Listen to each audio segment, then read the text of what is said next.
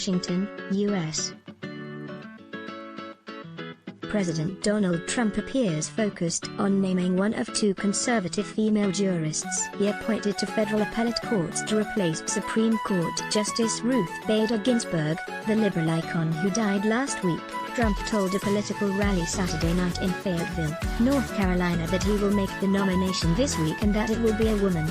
He earlier named Amy Coney Barrett of the Chicago-based 7th Circuit Appellate Court and Barbara Lacoa of the Atlanta-based 11th Circuit as possible candidates. Florida Supreme Court Justice Barbara Lacoa, currently a United States Circuit Judge of the United States Court of Appeals for the 11th Circuit, poses in a photograph from 2019 obtained September 19, 2020. Supporters chanted, "Fill that seat," and Trump said that is exactly what he intends to do. But Democratic presidential candidate Joe Biden urged Senate Republicans not to vote on any candidate for the Supreme Court so soon before the November election. Voters of this country should be heard. They're ones who this Constitution envisions should decide who has the power to make this appointment, Biden said Sunday in Philadelphia. To jam this nomination through the Senate is just an exercise of raw political power. Nomination brawl looms. Trump's intention to make an appointment 6 weeks before he faces a bitter re-election contest against Biden on November 3 instantly touched off a rancorous political fight in Washington between Republican colleagues of the president in the Senate who say they will support his nominee and Democratic lawmakers who call for this election to be delayed until either Trump or Biden takes office in January for a new 4-year White House term. Trump wants the Senate to quickly confirm his choice before the election, but it's unclear whether Republicans, with a 53-47 majority in the chamber, will act before Election Day. In 2016, Republicans refused to allow consideration of former President Barack Obama's final Supreme Court nominee, Merrick Garland, following the death of Justice Antonin Scalia in February of that year. They argued that high court vacancies should be left unfilled during an election year so the American people can weigh in on the choice. Then-candidate Donald Trump also said the nomination should wait until a new president was sworn in. "I think the next president should make the pick, and I think they shouldn't go forward, and I believe I'm pretty much in line with what the Republicans are saying," he told CNN in March of 2016. At least a handful of Republicans have already said they want to delay a confirmation vote on a high court nominee, at least until a lame duck congressional session after the election, even though by then Biden could be the president-elect and Democrats may be poised to take control of the Senate in early January. Or Trump could win a second term and Republicans retain their Senate majority. But Barrett, 48, and Lacoa, 52, would draw staunch Republican support and likely vocal Democratic opposition because both, with lifetime appointments, could serve for decades on the Supreme Court and push its current 5-4 conservative edge to 6-3. With the replacement of Ginsburg, who served on the court for 27 years before succumbing to her fight against cancer, whoever is chosen will play a role in making key court decisions in the coming years on abortion rights, gun restrictions, religious liberty, freedom of speech, immigration, healthcare law and an array of other contentious issues. Trump's Supreme Court nominee would be his third, after he already won Senate approval for two other conservative judges, Neil Gorsuch and Brett Kavanaugh, both following heated confirmation hearings. 3 potential nominees in a call to Mitch McConnell, the Senate Republican Majority Leader. Trump mentioned both Barrett and Lacoa as favorites, along with discussion of a third woman he had appointed, Allison Jones Rushing of the 4th Circuit Court of Appeals in the Mid-Atlantic region. All have drawn wide support from the conservative legal establishment in the U.S. File Allison Jones Rushing is sworn in before a Senate Judiciary confirmation hearing on her nomination to be a United States Circuit Judge for the Fourth Circuit, on Capitol Hill in Washington, October 17, 2018. LaCoa had the easiest Senate confirmation among the three women, with a majority of Democratic senators supporting her in an 80-15 vote.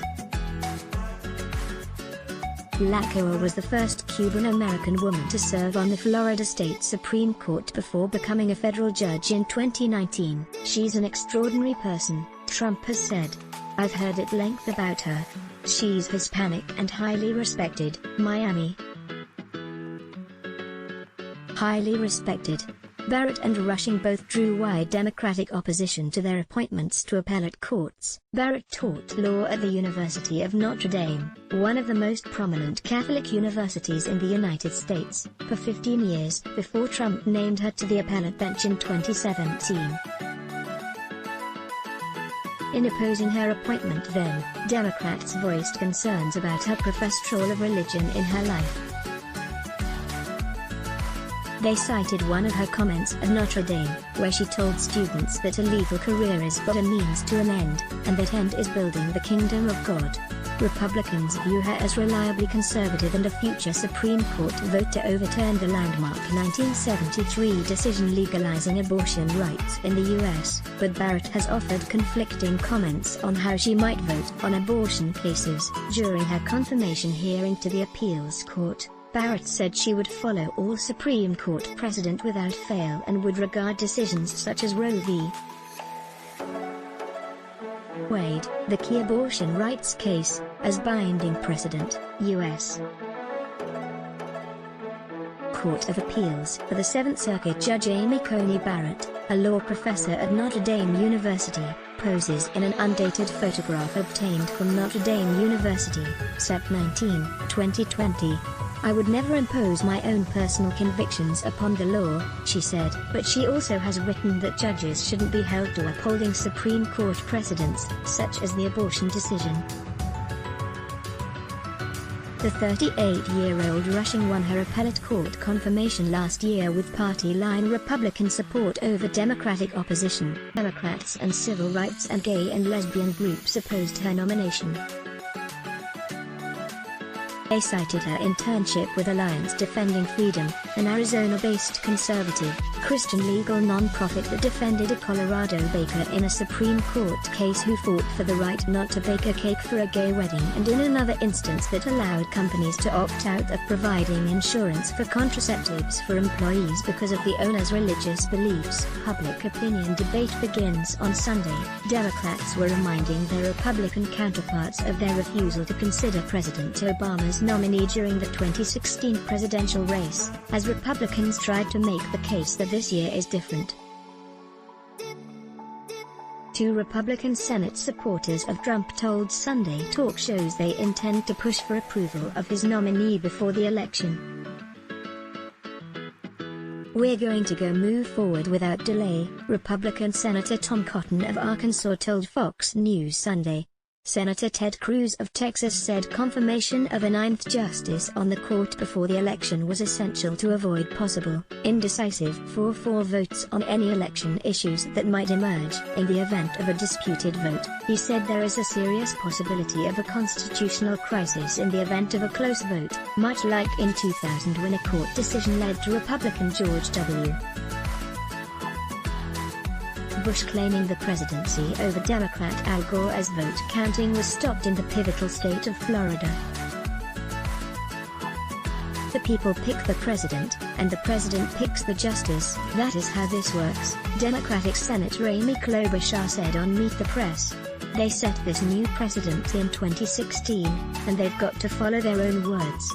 Also on Meet the Press, Republican Senator John Barrasso of Wyoming scoffed at Democratic complaints about the nomination process. "Let's be very clear, if the shoe were on the other foot and the Democrats had the White House and the Senate, they would right now be trying to confirm another member of the Supreme Court," Barrasso said. Former Democratic presidential candidate Hillary Clinton, whose husband, former President Bill Clinton, nominated Ginsburg for the High Court in 1993, said the Republican attempt to push through a nomination was a symptom of a confirmation process that is absolutely broken. Our institutions are being basically undermined by the lust for power. Power for personal gain in the case of the president, or power for institutional gain in the case of Mitch McConnell, at the cost of ensuring that our institutions withstand whatever the political winds might be, she said Sunday on Meet the Press. Let's block ads. Why? Show your love for him. Click the link in description. Thanks for watching.